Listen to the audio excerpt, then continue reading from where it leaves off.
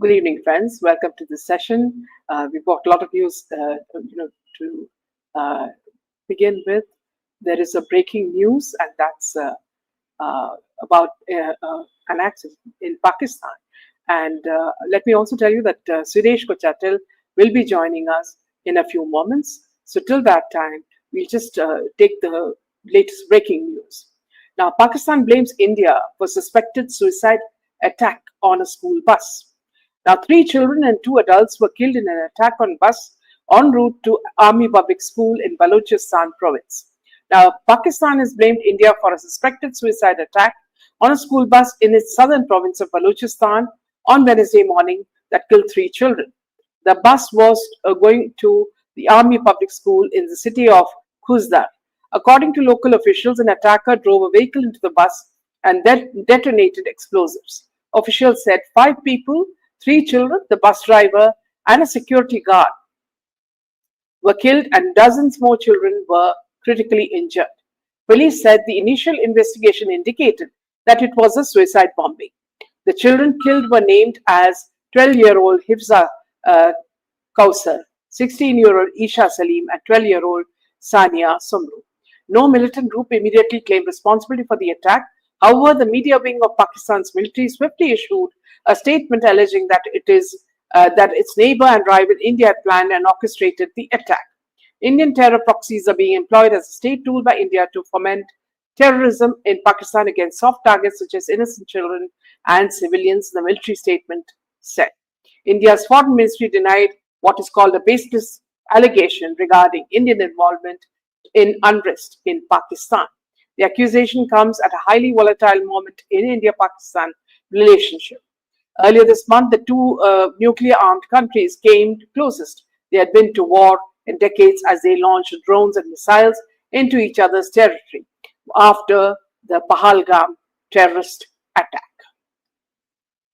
So, friends, what we've all noticed is that Pakistan is very quick to jump to conclusions because somehow they want to blame India for what has happened and what has actually brought shame to them because they were never really prepared for this kind of warfare.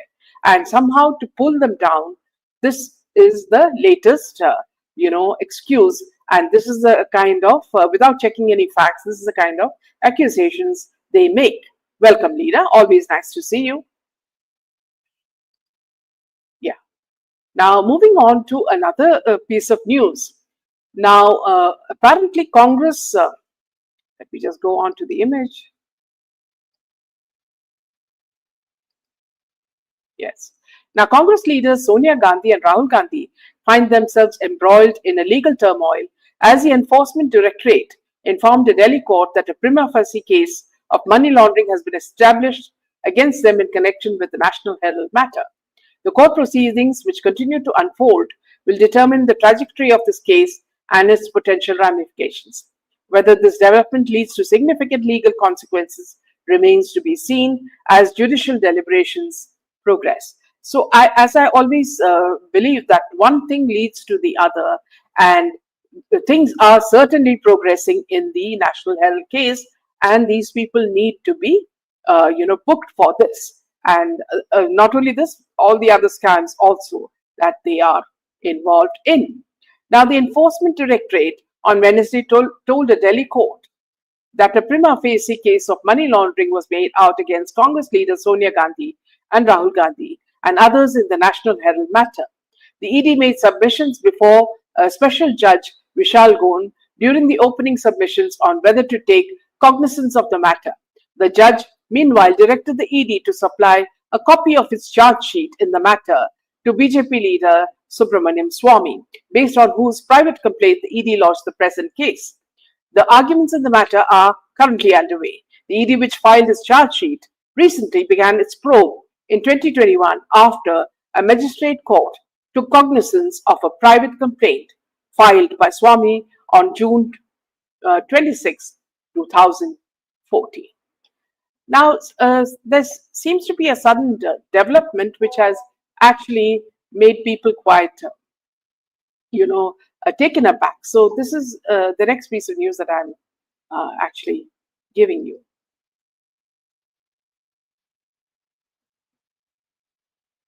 Yeah. So moving on to that piece of news.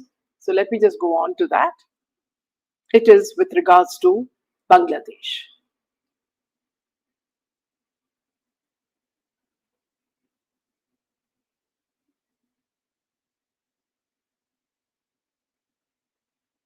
So just yeah, one second, just hold on.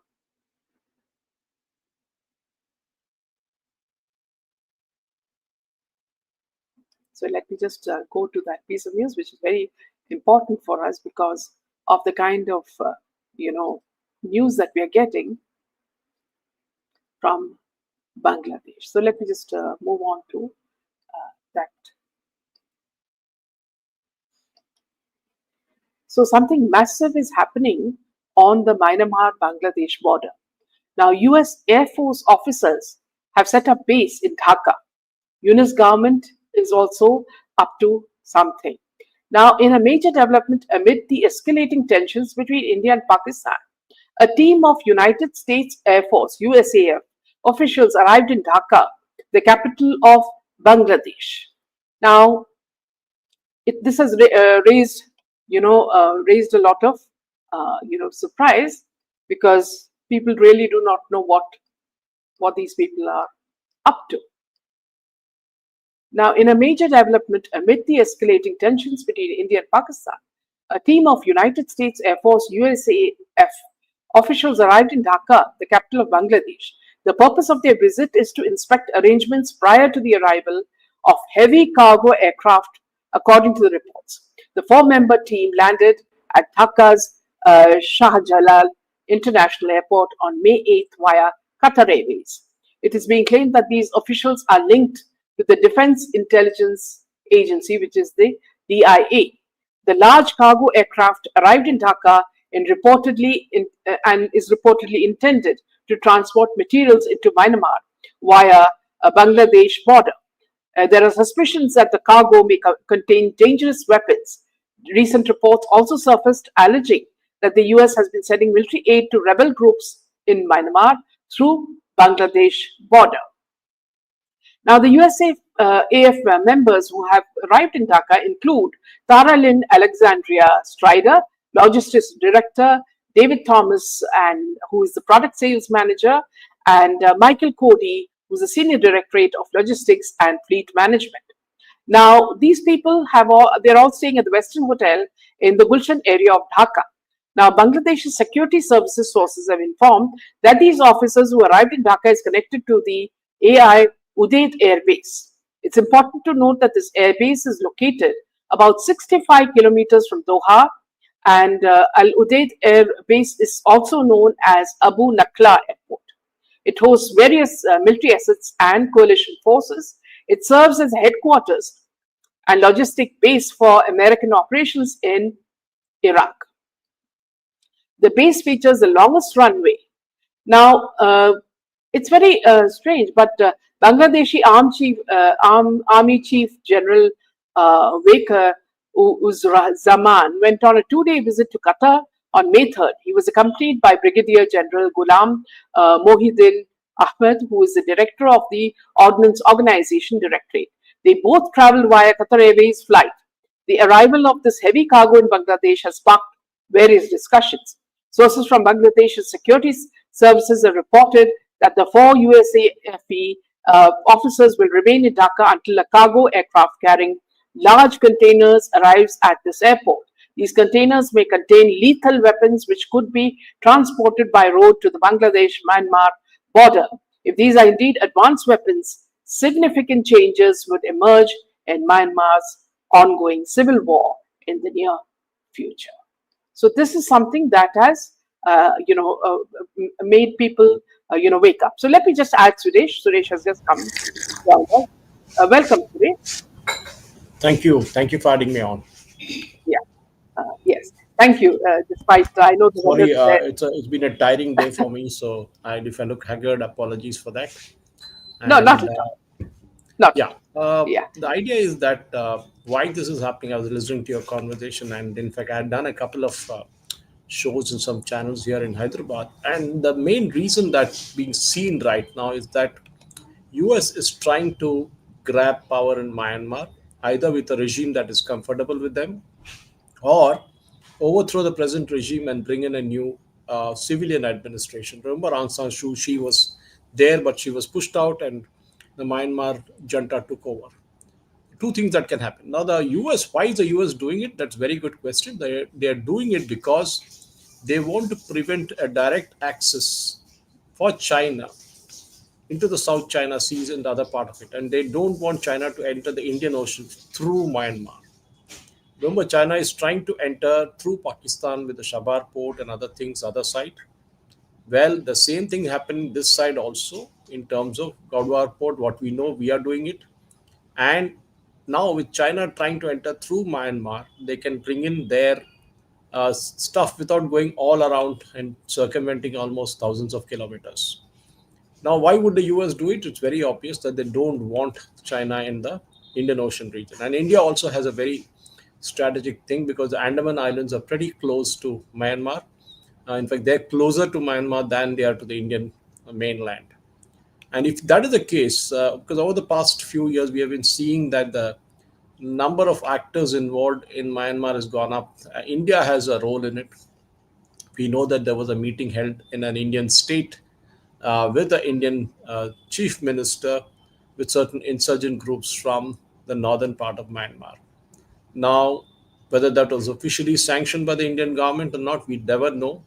But there was an open acknowledgement that they are our people, they belong to the same tribe, and hence we are helping them out. Now, what interest does India have in Bangladesh? We all know that we need to establish a trade route through the sea, which was discussed last week and approved by the government, which will now go past through Myanmar into the other northeast region. The idea is that if Bangladesh tomorrow does something nasty along the chicken's neck, or China tries it because they're now building they are reviving an old Second World War air base there. India will have a supply chain that will go like this. That will start from Kolkata and travel all the way to Myanmar and then into the northeastern states from there. Now, it can be a container cargo that can do a roll on, roll off, and also the new highway that is being built to travel all the way to Bangkok can aid in that. So it's a long term project, might not happen immediately, but it will happen. Now, as you discussed, as you were pointing out earlier, US officers, including members of the State Department, the National Security Council, the charge of the US Embassy in Yangon, that is very important because he is also reached there, and the Deputy Commander of the US Indo-Pacific Command all have traveled to Bangladesh to work out the details of the planned operation with Sheikh Hasina's government then. It is not the first time that this is happening, and this has happened before. So what is happening now is something that was what was earlier done with Sheikh Hasina's government, being followed up by the Yunus government. Possibly is one of the few policy decisions of Sheikh Hasina that he's forced to agree with because he doesn't have a choice. The US has put a gun on his head, and obviously the money that Bangladesh needs, just like Pakistan needs, is almost going to be there. Now, before the Bangladeshi Prime Minister fled to Delhi in August 2024, she actually was reluctant to get involved because Washington was applying. And remember her statement that there was this U.S. Official who came and met her and literally threatened her, saying that we will see how you will survive, kind of thing. We need that island. We need to establish a link. This is what it was. And then, of course, she got thrown out. Whether she was thrown out by the US because of this, we don't know. But there is a bigger game plan going on. And naturally, the US is actually now said to be establishing a major dump, which is what you spoke about, the huge aircraft that are coming in.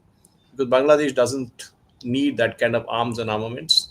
And US, of course, will not give it to them because the regime is not stable. We don't know where they'll land up. And finally, as I call it, a Basmasur effect. It will come back on the head of the Sheikh Hasina government or the US itself in the final stage, like what happened in Afghanistan, where they had to flee for their lives from there after the Taliban took over. Now, what is So, happening is Suresh, that, sorry, you're saying something. yeah, is this cause for concern for us or for China? China, nothing to do with us. Basically, the US will need to move some things from India also because they wouldn't be carting this huge aircraft coming all the way from there to here. It's a very costly operation coming from Doha and other places. Now, obviously, they would pick up some stuff from here because we already are as I mentioned before, indirectly working with the Myanmar, leaders, insurgent groups there, and the Arakan Army and the Chin National Front, and of course the Arakan Rohingya Salvation Army is also said to be involved. That is a Muslim part of the Arakan Army. And of course, it's often claimed that there are about three divisions of the Bangladesh army that were preparing to support the US-backed operation. They have no choice because, again, as I said, it's money being thrown in front of them, and they said yes, we will also join in. Now, in fact, around the Cox Bazar area, the US is said to be help Bangladesh to build a new facility, and but there I see a Turkish link coming up. I believe the Turkish drones would be launched against the Myanmar's army from there. Now, the geographically look at it, Cox Bazar and Myanmar, it makes it's good strategic decision to do that. The Myanmar regime doesn't have anything to block those drones, unlike India, which successfully blocked them through a network of air defense units. So it'd be interesting to see whether any government will support the Myanmar government right now because one, it has built up a place like North Korea where the contact with outside regime is hardly anything. So I think what's happening, Meena, is that we will see more of this happening because we will know these details in the coming days because the Arakan Army and the Chin National Front are something that India is working with, and definitely there's going to be a major kind of news that is floating into India saying, yes, we are working with the US. The end of the entire thing, the idea is to complete the defeat of the Burmese military, and that is what going to be thinking. I mean, the Myanmar military. In fact, the US is said to be seriously considering the imposition of a Bosnia-like, no-fly zone over the Rakhine territory to deny the Myanmar Air Force the freedom of action. Now, I'm not really sure of what kind of aircraft does Myanmar Air Force have because they will be having some very vintage stuff. I haven't seen any. I don't know which nation would supply to them except the Chinese. Whether the Chinese have supplied any equipment or even air defense equipment to the Myanmar forces, that is possible, like what they did in Pakistan. I mean, it's the same test case. What you saw in Pakistan is what you see in Myanmar also. So the Chinese might have already seen this happening before. They would have kind of predicted that this is going to happen, and they would have definitely moved in and helped the Myanmar, even stationed some people as they did in China. Sorry, China did in Pakistan, and that's what is going to be very interesting because if that happens, then if there's a no-fly zone, then the Rakhine state kind of first will declare itself independent, and that is where the fun is going to start. Because the Myanmar Air Force freedom of action will then go out of the window, and possibly what we would also see a US aircraft carrier that will be stationed in the Bay of Bengal to conduct this operation. So, what will happen with the aircraft carrier, as we all know, Meena, that it doesn't travel alone. It travels with an entire flotilla of ships. It can be destroyers, it can be landers, it can be frigates, it can be anything. So the entire armada is going to be there around that area, and possibly they will use cruise missiles, as was done in the case of Saddam Hussein, as we saw, and that would possibly take out some. Or we saw recently with the Houthis, we saw U.S. Navy exercising that kind of leverage and movement. And of Yeah. course, the U.S. vessels are supposed to have already conducted a what is called a coast kissing operation that was done, and and that is supposed to have, in order to kind of just it is like a dry run basically to see whether they could supply the Myanmar's opposition movement with arms, ammunition, and other military supplies. Now, it's not going to be easy, but having known the Myanmar regime for long, the US will definitely know that they are now in a caught between a rock and a hard place. And definitely this armed rebellion, including those from the hideouts in Thailand, in fact. So I foresee a point where even the government, the US government, might pressurize the Thais to kind of open up a land link from there, because the Thais again have a very close land link with Myanmar. So they can do that. Whether our Andaman Command will be a kind of a point where US can park itself to see whether any Chinese ships are roaming around the Indian Ocean region, the Malacca Straits, for example. That will be a point from where they would take it up. Now, it all makes it very interesting. I mean, what we are seeing is conspiracy theories right now. But obviously, I mean, you can't have operation like when we said Turkey landing aircraft in China, sorry, in Pakistan before the attack that we did. Obviously, they knew, the Pakistanis knew that the the Indians were coming after them, and definitely they needed the Turkish drone. The Turkish government and then issued a statement saying, "No, they were there just for refueling." Now, I don't understand why you would go to refuel all the way to Pakistan, unless you had to fly somewhere else, because the aircraft then flew back to Ankara, and that is what the most important thing was. I mean, any kid could guess what was happening there. And yeah, to cut a long story short, I think the US is now planning, because Myanmar is a huge country. Remember, Mina, it's not a small nation. It is not a, you know, like you would pick up a West Indies or one of those Caribbean islands. No, it does. It is not even Mexico. So it's pretty big in terms of, and if they have a regime which kind of talks their language, then the influence on the Malacca Straits and the Chinese ships and submarines moving along the entire Indian Ocean region will be under a strict watch. Actually, it can actually help India, because the Indians are right now stretched because they're managing the anti-piracy patrols along the coast of, right from Somalia till here. But I think the recent days, they're not much of piracy. So the Houthi movement is also steadied now, because the Houthis have come to some kind of understanding with the U.S. government. They're saying that they would attack U.S. flagged ships, but whatever that means. But I guess there's a big game-changing operation happening around this thing. That is why you saw, Meena, the Bangladeshi army has called for meetings now, because they know that this gentleman Yunus is a kind of a, you can't even take a proper decision. These kind of things require an army's decision, because army has to move in. So I won't be surprised if Yunus kind of either resigns or steps aside or reduces his role, and the army would be doing a major part of the role. I'm sure the army chief wouldn't get himself to become a field marshal like what happened in Pakistan, but something sure is happening in Bangladesh also. So, um, Sunita says, watch many of your interviews in Telugu, sir. Very Yeah, informative. yeah. And Um, thank you, Suresh Garu. And also, there are some points that our viewers are saying. Milburn says, I've heard that there's a high secret plan to destroy a very evil plan of global dominance, and the US has a blueprint of it. the US has always been considered an evil plan, right from Kennedy's days. Remember the Bay of Pigs invasion and how he handled it and how he messed it up, actually. And then the Bush administration going after the weapons of mass destruction in Iraq, which they never found. Then they toppled the Libyan regime. Now they've got a terrorist who was having a $10 million on his head to stand with President Trump and take a picture. Imagine that's how the US plays. I mean, there are no permanent friends and enemies with US. And as Henry Kissinger's famous quote is there, to be a friend of US, is dangerous. And to be and the friend is even more dangerous. That is what happens with US. So Yes. you can never trust them. They're transactional, basically. And Trump is like that. Yeah. For everything, he talks business. How much you give me and how much I give you. Simple as that. And I Lena don't know. says, Yeah, yeah. yeah. Go on, Maina. Yeah, Lena says Sir Yunus was going to give China airbase right near Chicken Neck at Lal Monirat. No, they won't give it to the Chinese directly. That is something that India would not allow. It was an old, I think, World War II airbase that was there, and that has fallen into disuse. You have many of them in India also. So possibly the Bangladeshi army would be aided by the Chinese to kind of, give it a recarpeting, build a control room, a control tower, and ATC and all that.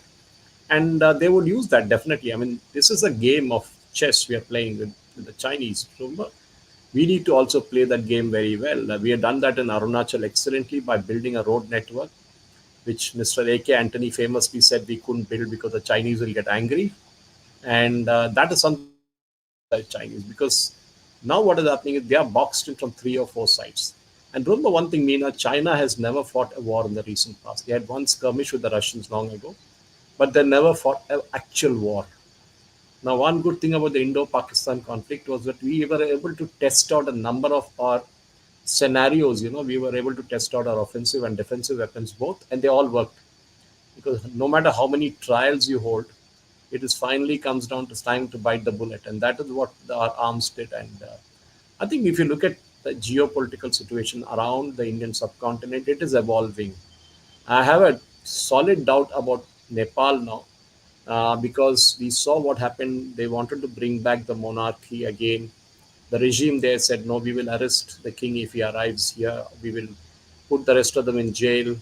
Uh, for all you know, Bhutan is now literally caught now because Chinese would be applying a huge amount of pressure on them. And from India, because India maintains the entire Bhutanese defense system, even though Bhutan has an army of its own, it's a very small one.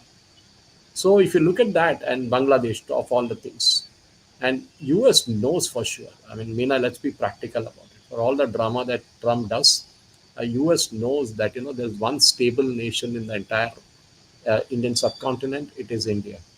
The Afghanistan, if we, for example, I'm just giving an example. Afghanistan, US knows very well that India has a lot of leverage with them. And we had it from the days when Ahmad Shah Massoud was there in the Northern Alliance. Remember, he was killed a week before 9/11. And at that moment, he even said that there is something going to happen, big going to happen in the US. So he knew that there was something going to happen. So we have allies there from the past. Now, they want to modernize the Bagram Air Base. Bagram Air Base, if you do that, the Chinese are sitting very close to that, and we can keep an eye on the China. So if China says we will aid Bangladesh, we will say, boss, we are doing a counter move, another chess move on the side. We will move the pawn to the rook or pawn to the queen, and then we will kind of put that into position, and we will play a game of helping Afghanistan rebuild that air base. And naturally, when you're rebuilding it, you will see a lot of Indian aircraft there. And that is something that would scare the Chinese because India would then give access to that base to the Americans also to fly in and fly out once in a while. And that would give a very crucial intelligence to the US. So Ned says there was a talk that US wants to create a Christian state by carving out place from Myanmar and northeastern states of India like Manipur. Is that true? Well, there was this allegation by Sheikh Hasina that I think his name was David Liu, if I'm not mistaken, who came and made that demand from her, saying we want to do this. But I don't think in the present scenario, US would risk something like that because the Trump is caught with this aircraft business in Qatar. He is facing a legislation in the US Congress saying that you cannot accept bribes in whatever form or shape or size. So he's having a lot of issues there. So the Christian state of part of it will not happen because one, as long as the Modi government is in place, because it's not easy to connect up the northeast. Because Nagaland is technically a Christian state completely, almost 99%. But if you look at Tripura, it is not so. If you look at even Manipur, which is at the farthest end of it all, there again you have an issue because we have the Cookies and the Metis fighting it out, and traditionally the Metis are Hindus. So the Christian state is not a question. The US is very, very, what do you call the loyalties with the US are very dangerous. They can abandon you anytime. So Bangladesh knows that very well, and so does the regime in Myanmar. I'll not be surprised if the Myanmar regime reaches out to the US and offers a quid pro quo deal saying that we will give you naval presence all along Myanmar's coast, maybe 2 or 3 points. You build a base there. We will help you get you all the clearances so if required so. And then that would give US a huge advantage because Deva Garcia is pretty far off in terms of reaching out there. British have a stake in that.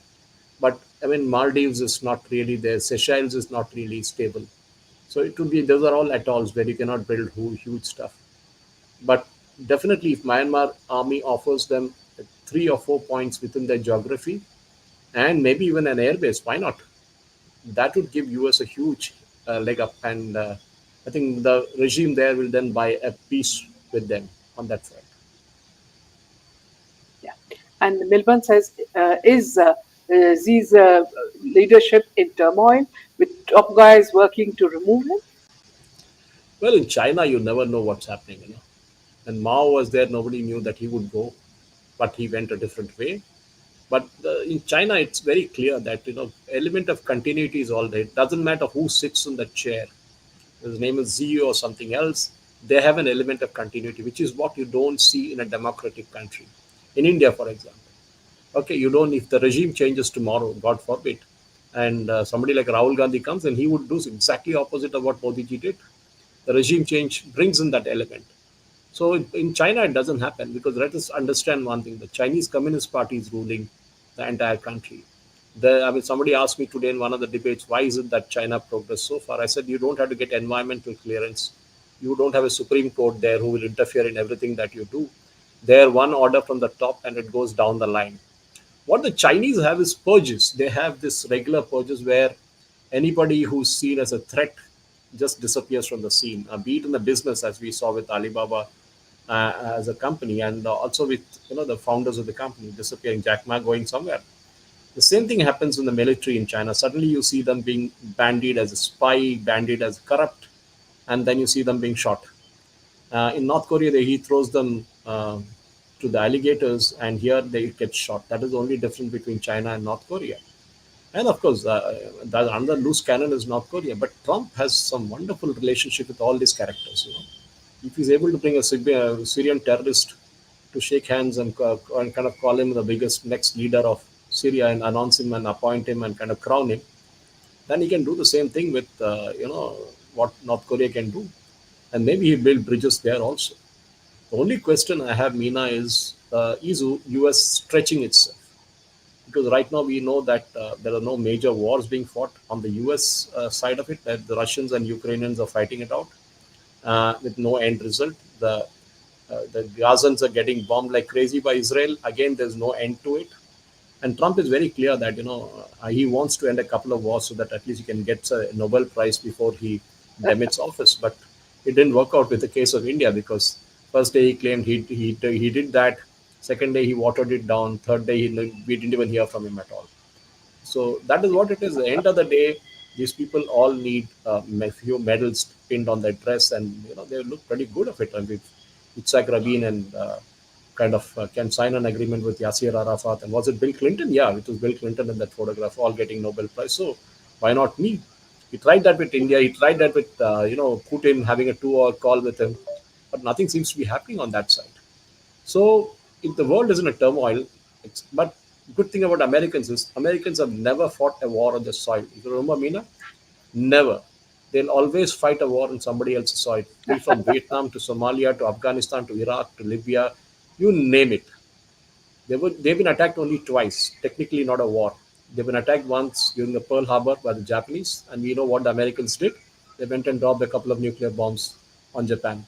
And then the second time was 9/11, and that time they got angry and went and destroyed Osama bin Laden and Company Private Limited. But this is not it. I mean, this is where American politics is all about. It's fighting war on somebody else's soil and then messing up that country. Look at any country that Absolutely. America has left kind of more prosperous than they took it. Afghanistan is in a mess. Iraq is in a mess. Syria is in a mess. You name it, they're all. So next time they go and interfere even in Myanmar, I have my own doubts whether they'll mess up Absolutely. that country too. There's nothing much of Myanmar. I keep joking often when people ask me, why is Myanmar not in the news? I said, whenever there's a cyclone or an earthquake, they will be in the news. Don't worry, kind of stuff. So that is what Myanmar is all about. Sadly, that is what it is, because the regime is Yeah. so tight-fisted in terms of information flowing out. So moving on to Congress leaders Sonia Gandhi and Rahul Gandhi, they found themselves embroiled in legal turmoil as the ED informed the Delhi court that a prima facie case of money laundering has been established against them in connection with the National Herald matter. The court proceedings, which continue to unfold, will determine the trajectory of this case and its potential ramifications. Now, our viewers are asking whether the Gandhis will go to jail. After 12 years of losing power, still judiciary and bureaucracy is very much under their control. Government Modi ka, system Sonia Gandhi ka. So these are some of the questions that the viewers are asking, Suresh. If you remember, this particular case of National Herald is actually a private petition of Subramaniam Swamy. It is not even a government petition. The government actually held back the information for a long time. Swamy was so frustrated sometime that even he decided that he would drop the case. But then the judges didn't allow him to drop the case, and the case still goes on. It's a very open and shut case. It's a very great business model that can be taught in business schools, where you spend 90 lakh rupees and grab it to a 2,000 crore company. And they cannot be, even Ambanis and Adanis cannot think of a business model like that. It's a very clear case. There's nothing much to debate on. The only question was that particular money which they got, the 90 lakhs, also was routed to somebody with a very shady character, and is a big businessman from Calcutta, big business group from Calcutta, I can say that. I don't want to name them on a public show and trouble you with it, because today you have everybody filing cases against everybody or for comments on social media. But The question is very simple: is that the government had the guts for it? I'll give you an example. The Rahul Gandhi citizenship issue. Everybody knows the back ops. He was a director. He held the British citizenship for some time. So again, he never denied it. I mean, till date, has Rahul Gandhi denied that? No, he has not denied it. So the question is, why is Amit Shah holding back that for a long time? Two things. One is the trump card, so that Rahul Gandhi will keep campaigning for the BJP, or maybe he wants to bring that in at the just before this, 2024 election comes up, so that either Rahul Gandhi can go to jail, which will create sympathy. No, otherwise he'll just kind of harass him to no end, so that the election petition can get rejected in 2029, and that is what is going to happen. And I think they won't go to jail. In my personal opinion, no, I don't think, Meena, because the Indian judiciary is so accommodative. Today we saw a professor from Ashoka University getting direct access to the Supreme Court without going to the High Court. Just because Civil stood up yesterday and day first and mentioned, the case came up day after today. Imagine a normal citizen like you or me doing that. I've gone to the Supreme Court to get a protection for my death threat, you know that. And luckily, I had got a third day hearing without any five-star lawyers, because Justice Mishra, who was then the Chief Justice, saw my case and felt it genuinely needed to be heard because of the threat to my life. But that's a very few and far few exceptions. A normal citizen's case wouldn't even get listed for years, forget months. And here is somebody who comes in, walks in, and gets it. So, judiciary in our country is highly compromised, especially Supreme Court. Why does the Supreme Court not say go to the respective High Court and let the petition be heard? This is obvious that the system is compromised. You have a judge who was caught, burning money, or rather burnt money, and then was a single FIR registered against him? No. The same Supreme Court orders a SIT to be set up against, the Madhya Pradesh, or the minister who made a speech or against Colonel Sophia Qureshi. And why was no SIT set up in this case? They set up a three-member panel of judges. So the problem with Supreme Court is they will save Rahul Gandhi, they will save Sonia Gandhi, no matter what Modi ji will do. Modi ji had to take a call and bringing in the NJSC again, because this is something that had to be done. And luckily for us, at least there's a presidential reference that has now gone in the Tamil Nadu governor's case. Let us see how the court will deal with it. And the Wakaf hearing that is also happening right now.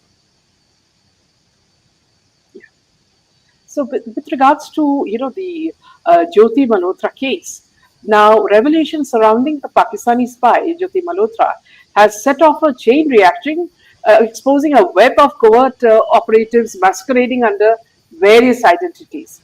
As investigation deepens, India finds itself uncovering a network of individuals allegedly working at the behest of Pakistan, their actions posing a grave threat to national security. The unfolding developments point to a disturbing picture of infiltration, raising urgent concerns about the extent of foreign influence within the country. Now, till now, nobody found out anything about Jyoti, but this lady is already married to the Pakistani man, and she's supposedly his fourth wife. And she also went to Pahalgam as if to do a recce. And imagine, I mean, your people are going to be killed, and you're doing this for another country. Was she brainwashed? What happened to this woman that she, did not care about her own, country citizens? Well, Meena, I just got out of two Telugu debates on the same subject. And I was often asked, why is it that, Suresh, you never took a land from the government? And plots were being given to journalists, right, left, and center, of shady kind of journalists. I'm talking of not the present regime, but regimes in the 90s and the early 2000s. People made crores in Hyderabad. They're selling those lands on the second day after they got it. Never, I'm not getting into that part of it. But the point is ethics. It's what your parents teach you that makes you. And one is very proud to say, hold up and say, I didn't make any money illegally on the side. And that is what I think you also can do. And many of our viewers who are watching will agree with me. It is those middle class values. The problem is that when you once you become a YouTube influencer, your range increases, your needs increases, and the way you want to make money somehow by plugging in products into your talk or any other things, that is where the corruption sets in. And spying for your country, I can still understand she taking money from somebody else and promoting a product in a show. Still understandable. Many movie makers do it. Not a big thing. But betraying your country is just not acceptable. Well, she will have the excuse saying, oh, I didn't know. I just took a few pictures of the Ambala cantonment. and gave it to them. I'm just giving an example. I'll tell you what, this lady, Meena, traveled to northern Kerala a few months ago. In fact, I met her in a train in Hyderabad, and Vande Bharat was inaugurated. I didn't even know who this lady was then, but now when I recollect and look back at my pictures I'd taken in that Vande Bharat inauguration, which was done by Prime Minister Modi virtually in Secunderabad station, she was there in that train. And I was wondering, what is she doing in Hyderabad? Just come on, a YouTuber doesn't fly from Delhi to Hyderabad just to attend Yes. travel in a train. Obviously, Hyderabad is home to India's missile capital. I mean, we know the DRDO, the DRDL, everything was here. Dr. Kalam set up the entire base here for that. Obviously, she was here for something. And we all know that there is a kind of storage site for missiles in Hyderabad. Some of us know it. We'll not talk on this show at all. And your Agnis to everything, Prithvis, everything are stored there. Obviously, this lady had come for something. She went to Karwar. She went to the northern Kerala, Kannur, to saying that she's going to attend a Teyyam program. But if you remember, very close to Karwar, that entire area of Kannur is one of naval base, one of naval training bases, Arimala, and then there's one more up north near Goa, Karwar. Now, obviously, for 4 days she never posted anything. I just want to bring up one small example. Pardon me if I'm digressing, but just Not want at to all. show that how Please go ahead because how it's very how it interesting. how it was done. And her post initially was that I'm going to Cochin. I'm going to Kochi, but she never went to Kochi. She traveled to Kannur instead. So she was trying to kind of, it's like Sherlock Holmes saying, trying to kind of fool the people or trying to get the dog off your tail. I mean, doesn't dog come smelling at you because you said something and you went somewhere else. Something similar. So when you look at her, I think Jyoti is an example of today's corrupt minds where you want to make money. One can understand spying. Spying doesn't is not a old. It's a very old trait from Mata Haris to everybody has done the spying. It's not that we are the koi doodh mein dhule hue. We also do it. We are the Indian Raw Agency does it. MI6 does it. CBS, CIA does it wonderfully well. The Mossad is the champions in that, and Shin Bet does the domestic stuff. All of us are in this business. It's not that, I mean, when I say all of us, I mean the countries, but the individual spying. And if you recollect the early days when the famous case of having a spy in Nasser's cabinet who would tell them what is happening on the Egyptian side, was something that Mossad had excelled in. But here, what happens is, suppose you are an influencer. I am. For example, on Facebook, I have a huge following. I get good amount of money from Facebook for the post I do. But those are ethically collected, paid by Meta through an invoice to me. So nobody can accuse me of making money on the site. That is for the post I do. I have about 84,000 followers. Huge. I mean, recently, about 350 of them from Pakistan got added on. I don't know how. And they're obviously the strategy is to mass report. No issues. I keep deleting them every day night, and more get added. But the point is, it is not just her. Remember, now there's a whole web of people working around. These people imagine that their WhatsApp chats, their Telegram chats, the Signal chats, and videos are all secret. But they don't know there is an organization in India. Again, I don't want to name them here. Everybody knows. Most of you know. You also would know who can read these chats.